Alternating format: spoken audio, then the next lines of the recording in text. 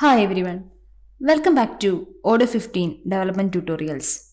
We already discussed about Order 15 modules and then how to build a module in Order 15. So today in this video, let us discuss about composition of a module in Order 15.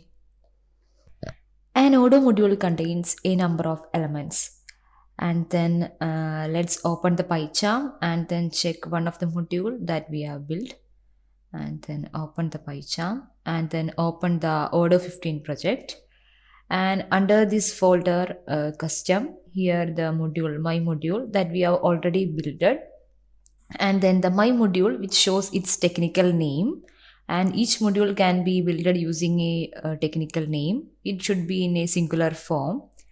And then while we opening the my module folder, we can see many more folders under this my module, and these all are the components of this module. And then let's go through each of them. And then each module contains the required Python files. They are init and manifest, init.py and manifest.py. And going to the init file, and init file is that this Python file load or import the packages that need to load this module, and then it contain each of the packages for this module. And then next one is manifest Python file. This is one of the required Python file. This is the metadata of this module, and it helps to show this module in the apps list of the Order UI. And then in this module, it contains the name. Name means it is a human readable name for this module. And then summary. Here we can add the summary for this module. And then description. Here we can add the long description about this module purpose. And then author. Here we can enter the author of this module. And then the website URL of the corresponding author. And whether it is belonging to any company, we can add those company details, etc. And then we can add this category where this module is belong. And then version. The version can be added. Here it is order 15. So we can add it on the basis of order 15. And its version is named based upon a semantic version rule. And then depends. Depends means any module necessary for this work can be added at here.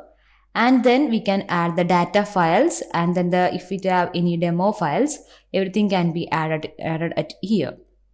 And that's all about the basic overview of the init and manifest file. And then let's open each components. First of all, controllers. And then the controllers are the web controllers. It is used for the front end and the back end of action views, and it requests from the web browsers. And then let's open a controllers, and inside the controllers we can see a init Python file and then controllers.python file. Here in the init Python file, it will load or import the controllers files and which handle the requests from the web browsers. And here we can also add the Python files for controllers, and it render the requests to show it in our website or like things. And then moving to the next one. Next is demo. Here we can add demo.xml files which are loaded while in the demonstration mode. For example, if we need to load a contact details while we installing this module, those contact details can be added in the demo.xml files. So those demo contact details will be automatically uploaded while we installing the module. And then next one is doc. Here we can add .pdf or .text or .ods files. Here we can update the documents related to this module. And then next is I8N. It is for internationalization. It can be used to add translation to your modules. It consists of .po files. For example, if a user is using Arabic language, and he needs its field or its labels or things in Arabic, we can load those fields name in Arabic in these .po files, and .po can be obtained by exporting the custom modules. And then moving to the next one, it is models. Here we can declare the business objects. Here it also contains a init file and then Python file.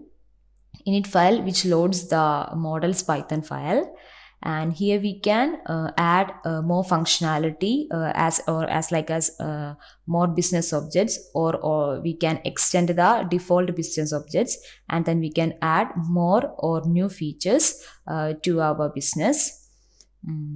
And then next one is report. And in each organization, the report is the most systematical one to analyze their growth. And for this module, if it will have any reports, we can add those reports under this directory, which also contains a init file and then Python files. And the init file also load the Python files belonging to this report. And then next one is security. Here it have .xml and CSV files, and in the CSV files here we can add the access rights for the users. We can allow the permission for read, write, create and unlink for each and every user. And then next one is security.xml. Here we can add security rules for each users, or then we can restrict the security rules. And then next one is static. Static is static web data files. Here we can add images, CSS or JLs. That files can be used for the web interface. Here under the static, here we can see the folder CSS. Here we can update the CSS file for this module. And then under the folder JS, here we can add the JS files. And under the XML, here we can add the web XML files. And then apart from order 14, to adding these files in the manifest or loading these files while we installing this module, apart from order 14, order 15 update a new change.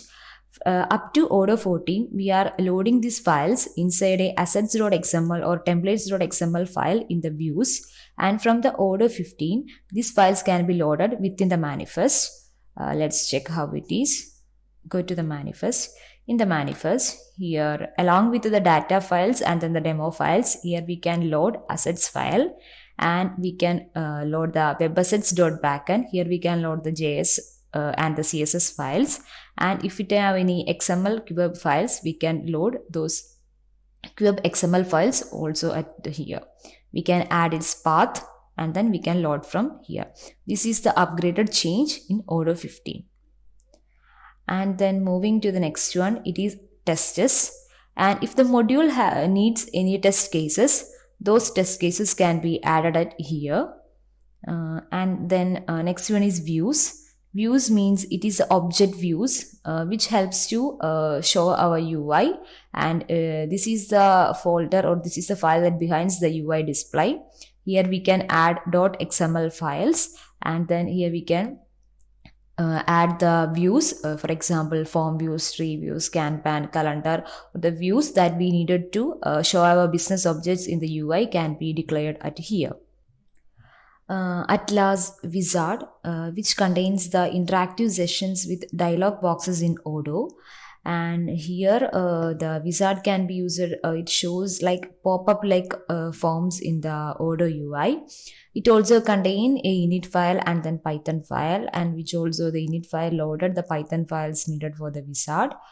And then that's all about the basic composition of a module that we have built. And then these all are the components that belonging in a module. I hope you got the idea about the composition of a module in Odoo 15, and then how we can load each components to the manifest or to the init file, and then how we can install those modules.